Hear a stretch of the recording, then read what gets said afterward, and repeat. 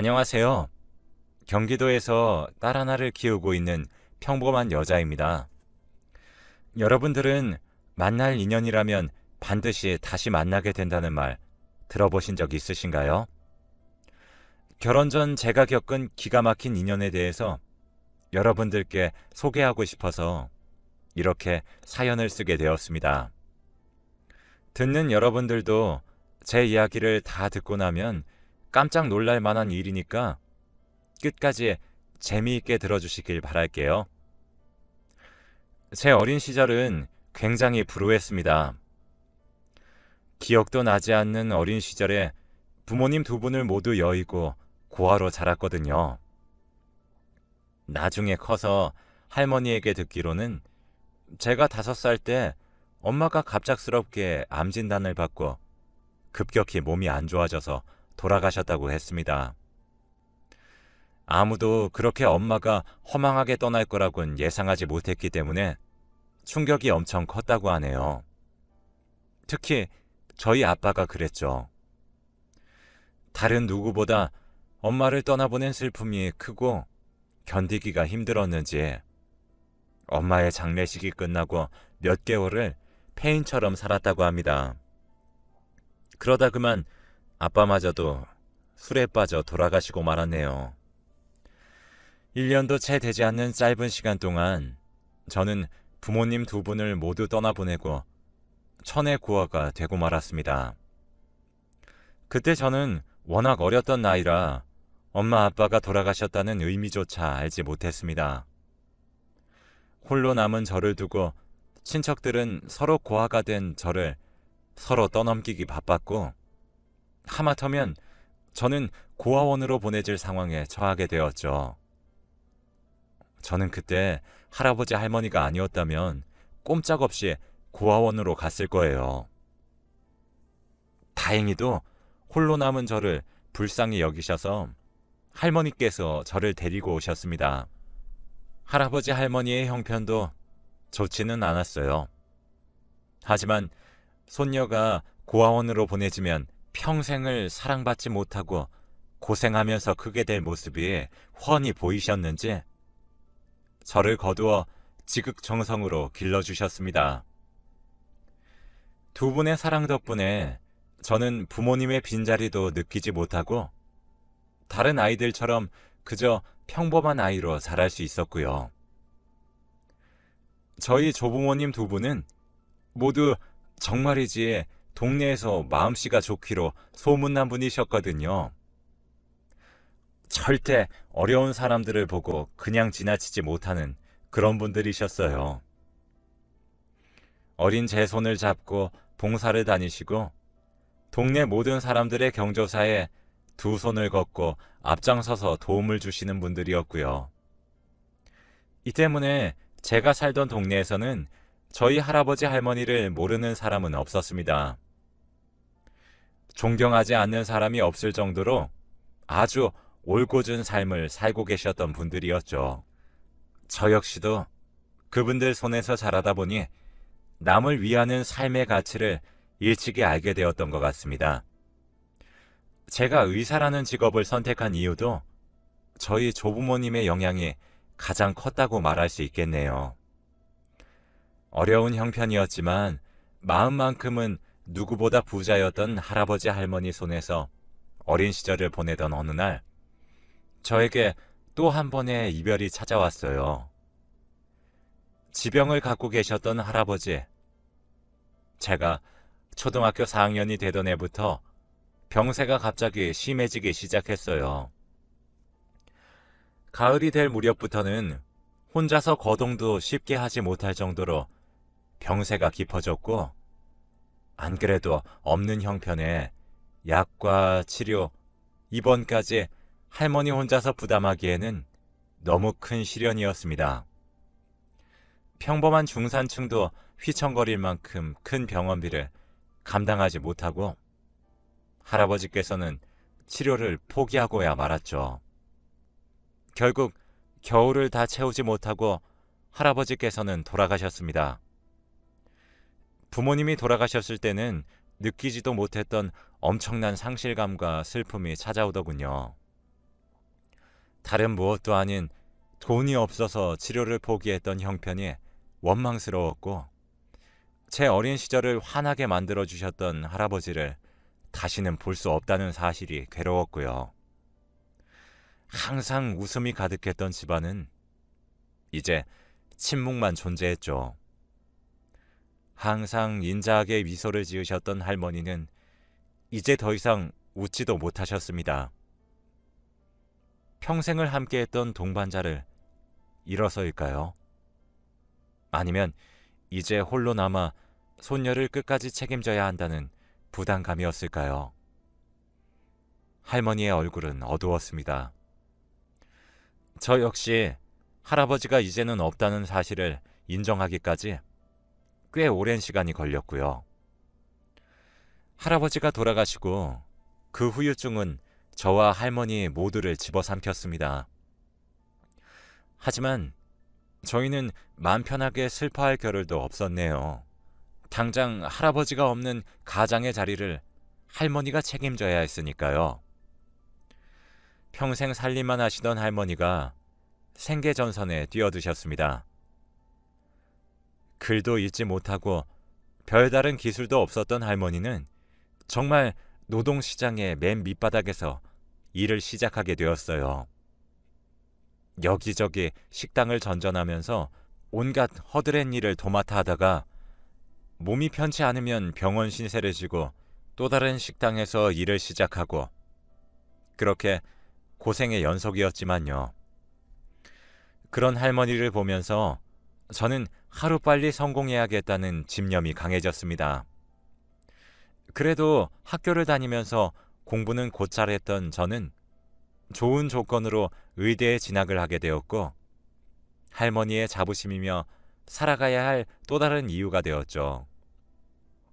이제 조금만 더 기다리면 할머니에게 평생 효도하면서 호강을 시켜드릴 수 있는데, 시간은 또 저를 기다려주지 않았습니다. 적지 않은 나이에 할아버지가 돌아가시면서 큰 충격도 받으시고 온갖 허드렛 일까지 도맡아 하셨으니 몸이 남아났을까요? 결국 할머니는 그 잠깐을 견디지 못하고 그만 쓰러지시고 말았습니다. 다행히 깨어나셨지만 진짜 병명은 할아버지와 같은 암이었습니다.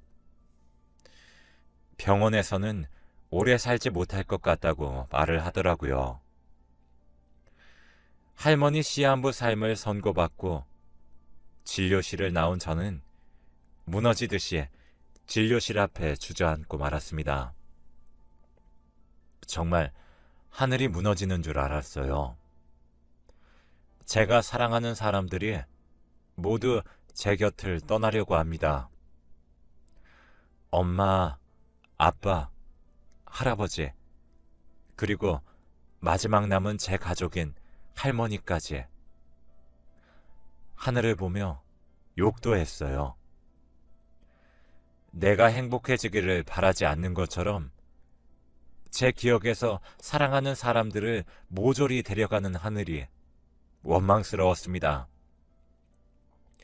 이제 조금만 기다리면 할머니만큼은 정말 호강시켜드리며 제가 받은 은혜를 갚으려고 했는데, 그 몇 년을 못 기다리고 이렇게 할머니마저 훌쩍 제 곁을 떠나려고 하다니 시간이 많지 않았어요. 길어야 3년이고 증세가 더 심해지면 그만큼의 시간도 없었습니다. 언제라도 할머니가 훌쩍 떠날 수 있다는 생각에 제가 남은 시간 동안 할머니에게 해드릴 수 있는 효도가 뭔지 생각해 보았죠. 할머니, 오늘은 어때요? 숨이 많이 안 가쁘세요? 오늘 낮에 전화 못 드려서 미안해요. 중요한 시험이 코앞이라 짬을 낼 수가 없었거든요. 오늘은 뭐 하면서 시간 보내셨어요? 우리 강아지 공부하느라 바쁠 텐데 여긴 어떻게 왔니? 저녁은 챙겨 먹었어? 빵 같은 거 먹지 말고 꼭 밥 챙겨 먹어야 돼. 알겠지? 할미는 괜찮아. 여기 간호사분들이랑 의사 선생님이 어찌나 살갑게 봐주시던지 불편한 게 없단다. 여기 병원 우리 교수님 있는 곳이야. 내가 우리 할머니 엄청 잘 봐달라고 했지. 할머니 혼자 병원에 있으니까 심심하진 않아? 괜찮어. 옆병실에 있는 할머니들이랑 이야기도 하면서 잘 지내고 있어. 글쎄 옆병실의 할머니 손자가 결혼을 한다고 나한테 사진도 보여주더라. 어찌나 예뻐 보이던지. 우리 예쁜 강아지도 할미가 시집 갈 때 꼭 옆에 있어야 할 텐데. 무슨 그런 소리를 해. 당연히 옆에 있어야지. 할머니, 나 시집 가는 거 꼭 보고 싶어? 당연하지. 예쁘게 드레스 입고 신랑이랑 손잡고 있는 거 보면 이 할미는 소원이 없지. 그러면 이제 죽어서 네 아버지를 봐도 내가 할 말이 있을 것 같은데, 우리 예쁜 손녀 이렇게 예쁘게 잘 키워서 시집까지 보내고 왔다고 자랑할 수 있지 않니? 저를 보고 환하게 웃으시는 할머니 얼굴을 보고 제가 할머니에게 드릴 수 있는 최고의 효도가 뭔지 알게 되었어요. 멋진 신랑감을 만나 행복하게 결혼 생활을 하는 모습을 보여드리자 할머니께서 떠나가시더라도 손녀 혼자 덜렁 세상에 남겨진 모습을 보이지 말자. 저는 그날 이후로 주변 분들에게 성실하고 착한 사람이라면 소개해달라고 부탁을 하고 다녔습니다. 제 사정을 아시는 분들은 저보다 더 적극적으로 신랑감을 찾아주셨고요. 몇 개월이나 지났을까요? 저는 지금의 신랑을 후배의 소개로 만나게 되었습니다. 저보다 한 살이 어렸었던 그 사람은 정말 착한 인상을 하고 제가 만났던 어떤 남자보다 순수한 사람이었습니다. 안녕하세요. 처음 뵙겠습니다. 아버지를 도와 사업을 하고 있는 박혜진이라고 합니다. 안녕하세요.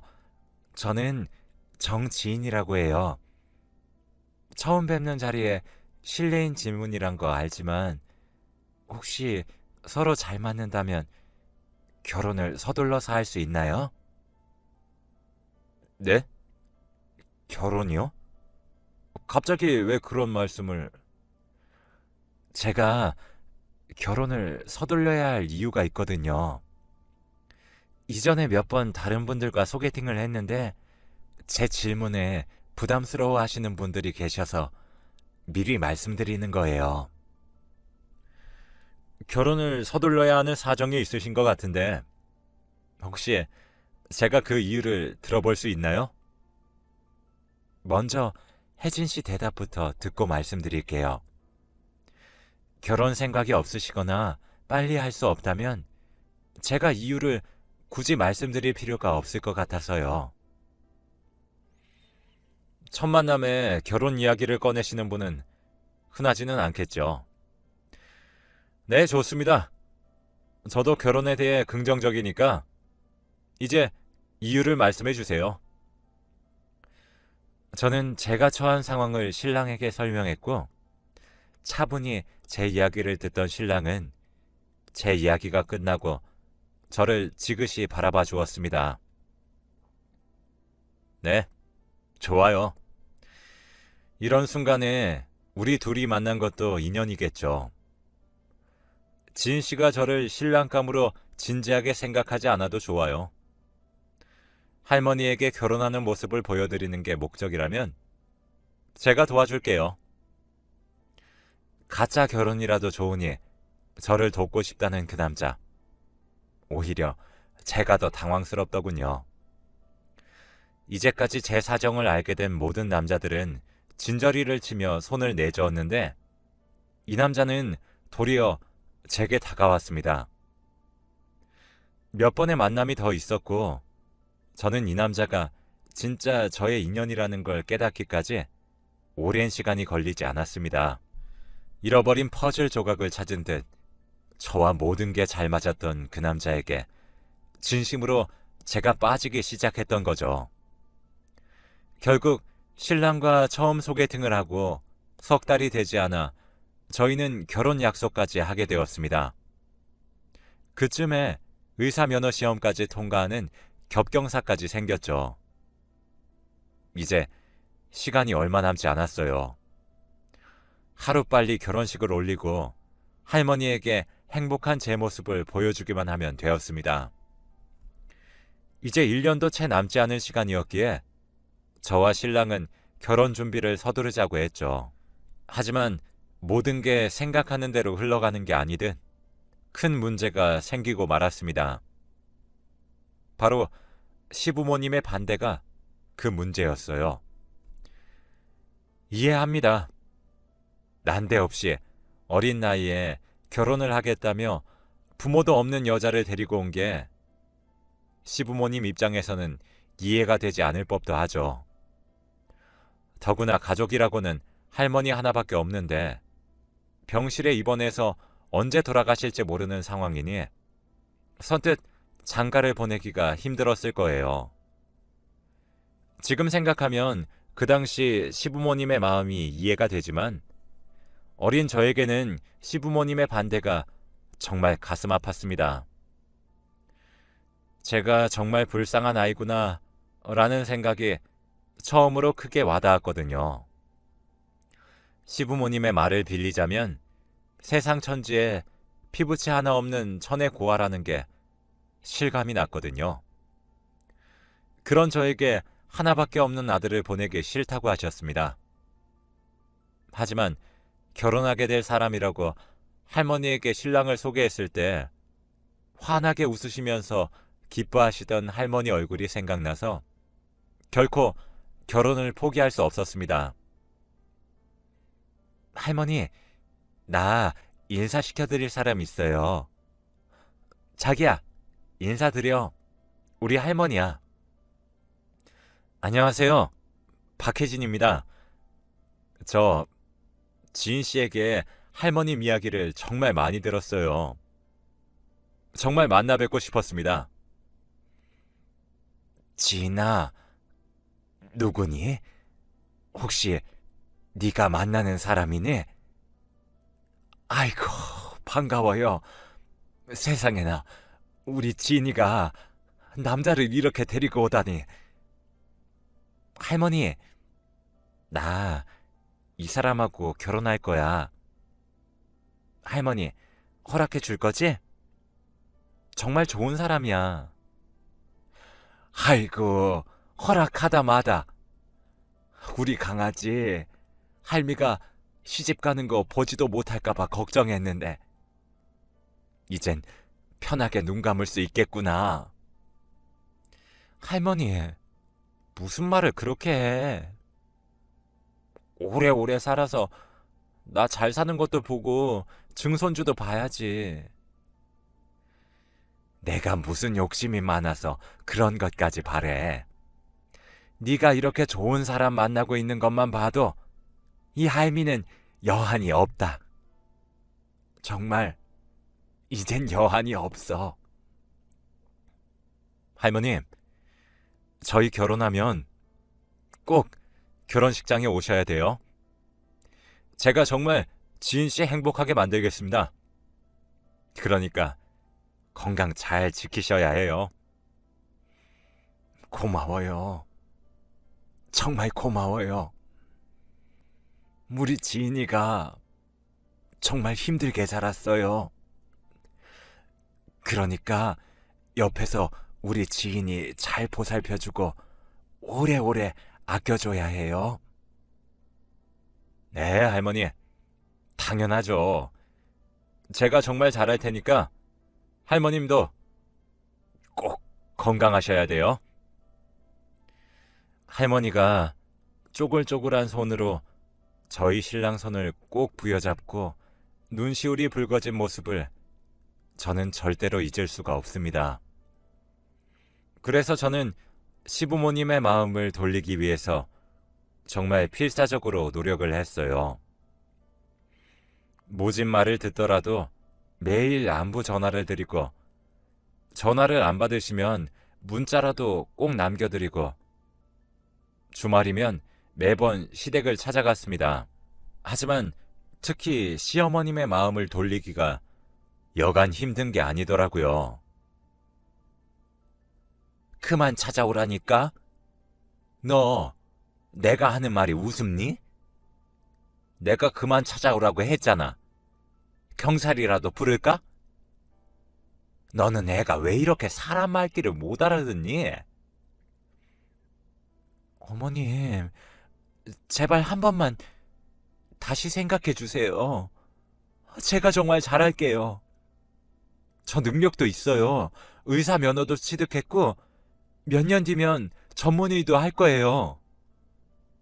네가 의사든 변호사든 검사든 난 아무 상관없다니까. 부모도 없이 할머니 손에서 자라서 보고 배운 것도 없을 텐데 어떻게 내가 우리 금쪽 같은 아들을 너 같은 고아랑 결혼을 시킬 수 있겠니? 어머님, 제가 고아인 건 제 잘못은 아니잖아요. 그래, 네 잘못은 아니지. 근데 너도 생각을 해봐라.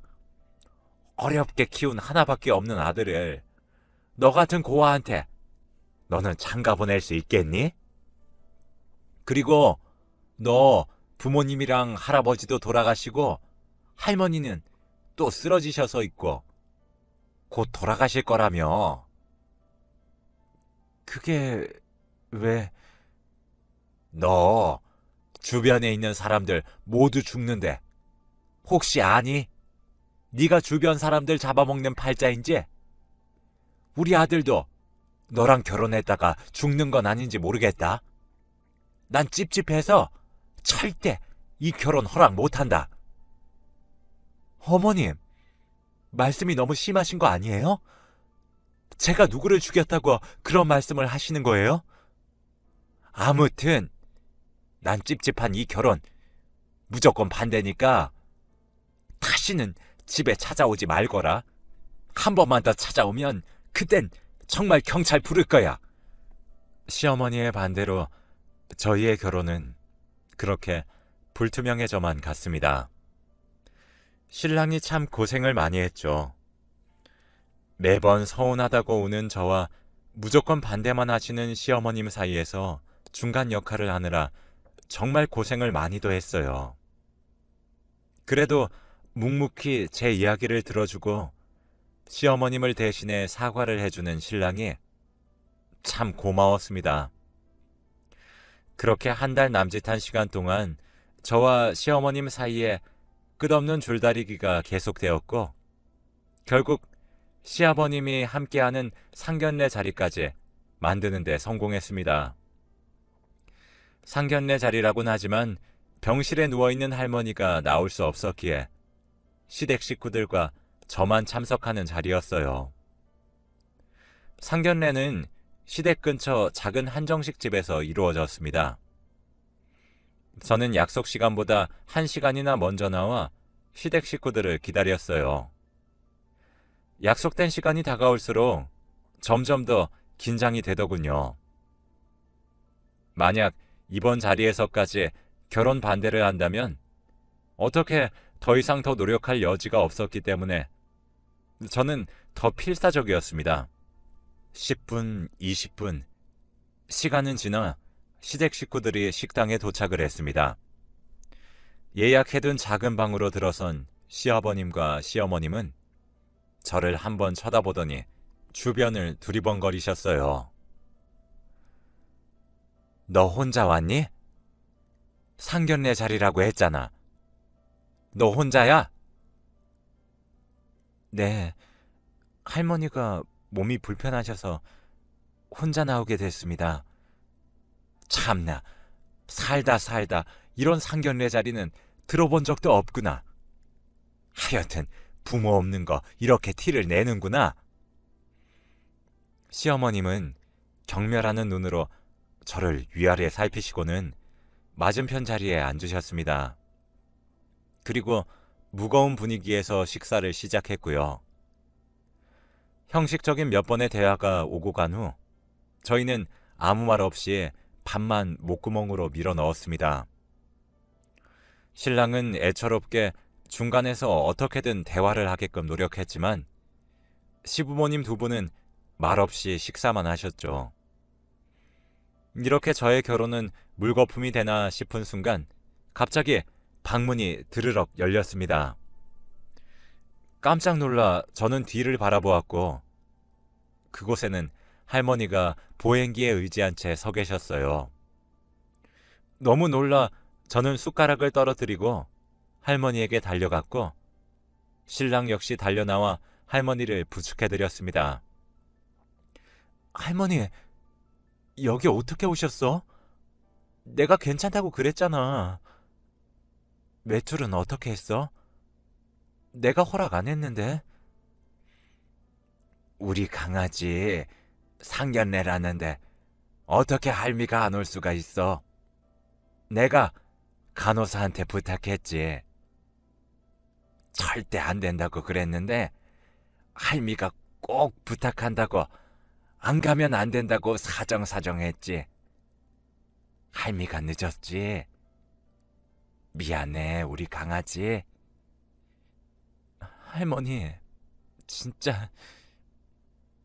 할머니는 곧 저희 시부모님을 향해 더듬더듬 걸으시며 인사를 하셨는데 그와 동시에 떨리는 목소리로 누군가 할머니를 부르셨습니다. 그 사람은 상견례 자리에서 한마디도 하지 않고 앉아 있으셨던 시아버지셨어요. 아이고, 안녕하세요.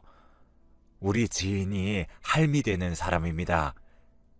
처음 뵙겠습니다. 아주머니, 정말 아주머니 맞아요?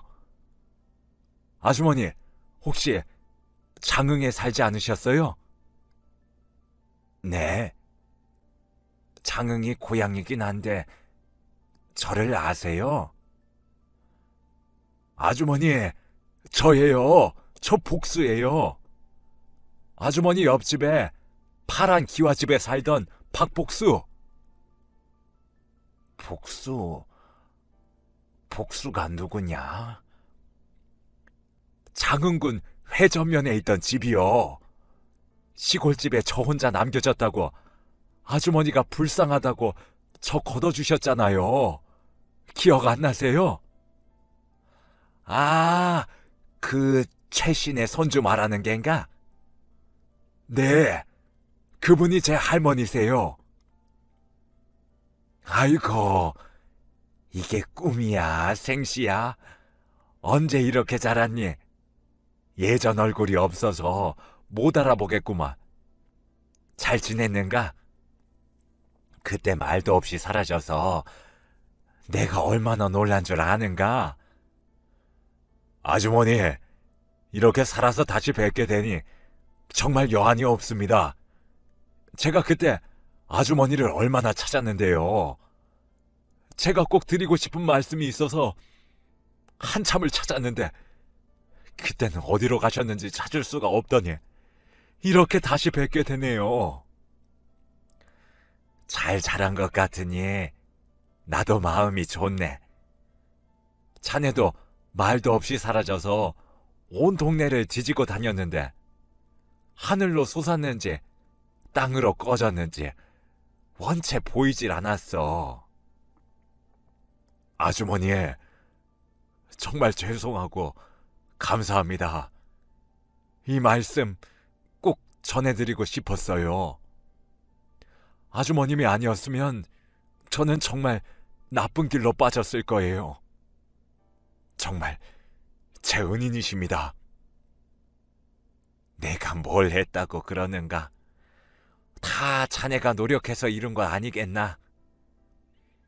저는 어안이 벙벙했습니다. 시아버지께서 할머니와 나누는 대화를 듣고 있으면서 도대체 어떻게 아는 사이일까 한참을 생각했네요. 당황한 건 저뿐만이 아니었어요. 신랑은 물론이고 시어머니까지 눈을 동그랗게 뜨고는 할머니와 시아버님 두 분을 이리저리 쳐다보기만 했죠. 아주머니, 항상 가슴에 올려둔 돌덩어리처럼 아주머님에 대한 마음의 빚에 짓누르고 있었는데 이제야 갚을 수 있게 되네요. 이어서 말씀하시는 시아버님의 말씀을 듣고 저는 깜짝 놀랄 수밖에 없었어요. 아주머님, 기억나세요? 부모가 자식 맡겨놓고 도망갔다는 집. 그게 저였어요. 제가 15살이었을 때 일주일만 있으면 찾으러 오겠다던 어머니와 아버지가 한 달이 지나고 석 달이 지나도 찾아오시지 않았어요. 할머니는 꼭 다시 올 거라고 저보고 잘 기다리라고만 하셨지만 그때 저는 부모님이 다시는 절 찾아오지 않을 거라는 걸 알고 있었어요. 빚쟁이들을 피해서 도망간 걸 전부 다 알고 있었거든요. 그땐 모든 게 다 삐뚤어져 보였어요. 거짓말만 하는 어른들도 싫었고 이 촌구석에 이렇게 처박혀 있어야 하는 상황도 싫었고요. 참 못난 저에게 아주머님이 내밀어 주신 따뜻한 손길을 잊지 못합니다. 해만 떨어지면 반찬거리도 건네주시고 행여나 나쁜 길로 빠지지 않을까 해주시던 좋은 말씀들도 잊지 못하고요. 그나마 그 좁은 시골에서 아주머님은 제가 마음을 붙일 수 있는 유일한 사람이었어요. 근데 그런 아주머님에게 제가 참 못된 짓을 하고 말았죠. 아주머님 댁에서 고구마를 주시겠다며 잠시 자리를 비우셨을 때 창롱에서 돈다발을 보게 되었어요. 절대 하면 안 되는 짓이었는데 어리고 못나던 제가 그 돈을 그만 가지고 도망을 쳤어요. 부모를 잘못 만나 버려진 이 시골에서 저 혼자 처박혀 평생 농사나 짓고 살아야 할 것 같았거든요. 그래서 그 돈을 가지고 무작정 서울로 올라갔어요. 뭘 해야 할지도 몰랐지만 일단 서울에서 그 돈을 가지고 뭐라도 하면 성공하겠지, 이런 막연한 생각으로 시작했어요. 할 줄 아는 게 뭐 있어야죠. 남들 곡물이나 사와서 그걸 팔고 수완이 좋아서 금세 큰 돈을 벌었는데 성공했다고 생각했는데 아주머님에 대한 빚에 항상 제 가슴을 짓누르는 거예요. 그래서 시골로 내려갔습니다. 근데요, 아무리 찾아도 없는 거예요. 아주머님이 계신 곳은 보건소가 들어와 있고 주변에 수소문을 해도 다들 어디로 가셨는지 모르겠다던데 정말 후회 많이 했습니다. 조금 더 일찍 찾아올 걸 너무 늦어버려서 이젠 이 빚을 갚을 수도 없게 되었구나 생각했죠. 근데 오늘 이렇게 제 눈앞에 나타나 주시니 정말 하늘이 도운 것 같네요. 괜찮네. 뭐 큰 돈도 아니었어. 그리고 그 돈으로 자네가 이렇게 번듯하게 살 수 있다면 난 몇 번이고 자네가 그 돈을 다시 가져가도 아깝지 않을 걸세. 아주머님, 이제라도 빚을 갚을게요. 그리고 평생 아주머니께 진 빚을 갚듯이 며느리에게도 잘할게요. 평생 우리 며느리 행복하게 만들어 주겠습니다.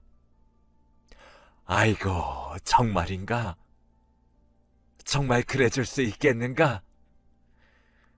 정말 그렇게만 해준다면 내가 더 이상 바랄 게 없다네. 아이고, 고맙네. 고마워. 아니에요, 아주머님. 제가 더 오히려 고맙죠. 아주머님 덕분에 제가 이렇게 사람처럼 살 수 있었습니다. 시아버님이 말씀을 마치시자 시어머님도 저에게 다가와서 미안하다며 울면서 사과를 하셨습니다. 평소에도 술만 드시면 시아버지가 가족들에게 할머니와의 이야기를 하셨고, 그때의 일이 아니었다면 지금처럼 살지도 못했을 거라고 하며 자주 이야기를 하셨다고 해요. 곁에 서 있던 신랑도 설마 그 이야기의 주인공이 저희 할머니라는 생각은 미처 하지 못했었기 때문에 울고 계시는 시어머니를 다독이며 눈물을 훔치고 있었습니다. 할머니의 등장으로 시댁은 눈물바다가 되었고, 남은 밥을 다 먹지도 못한 채 다음번 만남을 기약했습니다. 정말 이런 인연이 다 있을까요? 세상에 저희 할머니와 시아버님 사이에 이런 이야기가 있을 줄이야. 그날 이후 한 달도 되지 않아 결혼식을 올리게 되었습니다. 물론 할머니께서도 저희 결혼식에 참석해서 제 손을 잡아주셨고요. 환하게 웃으며 드레스를 입은 저와 사진을 찍으시고는 얼마 뒤 할머니는 그만 세상을 떠나시게 되었어요.